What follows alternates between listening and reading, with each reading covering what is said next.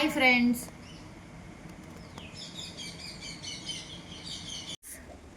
ನಾವಿವತ್ತು ಕೇಸರಿ ಬಾತ್ ಮಾಡೋದು ನೋಡೋಣ ಬನ್ನಿ. ಮೊದಲಿಗೆ ಒಂದು ಬಾಂಡೆ ಇಟ್ಕೊಂಡು 2 ಸ್ಪೂನ್ ತುಪ್ಪ ಹಾಕಿ,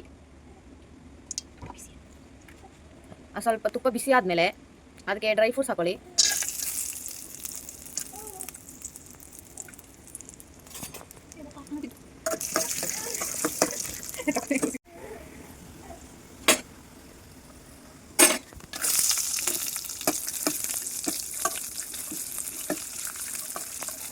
ಚೆನ್ನಾಗಿ ಫ್ರೈ ಮಾಡ್ಕೊಳ್ಳಿ.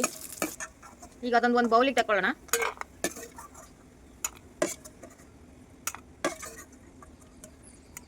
ಈಗ ಅದೇ ಕಡಾಯಲ್ಲಿ 1 ಕಪ್ ರವೆ ಹಾಕೊಳ್ಳೋಣ.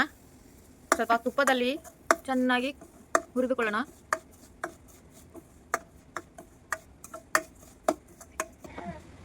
ಒಂದು ಕಪ್ ರವೆ ತೊಗೊಂಡಿದ್ದೀವಿ, ಅದಕ್ಕೆ ಇವಾಗ 3 ಕಪ್ ನೀರು ಹಾಕೊಳ್ಳೋಣ.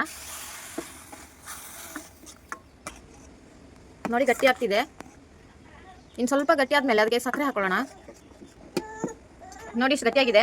ಅದಕ್ಕೆ ಈಗ ಸಕ್ಕರೆ ಹಾಕೊಳ್ಳೋಣ. 1 ಕಪ್ ಸಕ್ಕರೆ ಹಾಕೊಳ್ಳಿ. ಮಿಕ್ಸ್ ಮಾಡ್ಕೊಳ್ಳಿ. ಮಿಕ್ಸ್ ಆದಮೇಲೆ ಅದಕ್ಕೆ ಸ್ವಲ್ಪ ಫುಡ್ ಕಲರ್ ಹಾಕೊಳ್ಳಿ. ನಿಮ್ಗೆ ಯಾವ ಫುಡ್ ಕಲರ್ ಇಷ್ಟೋ ಆ ಫುಡ್ ಕಲರ್ ಹಾಕೊಳ್ಳಿ. ಮಿಕ್ಸ್ ಮಾಡಿ. ನೋಡಿ ಹೀಗಾಗಿದೆ. ಕೊನೆಯಲ್ಲಿ ನಾವು ಅದಕ್ಕೆ ಡ್ರೈ ಫ್ರೂಟ್ಸ್ ಹಾಕೊಳ್ಳೋಣ.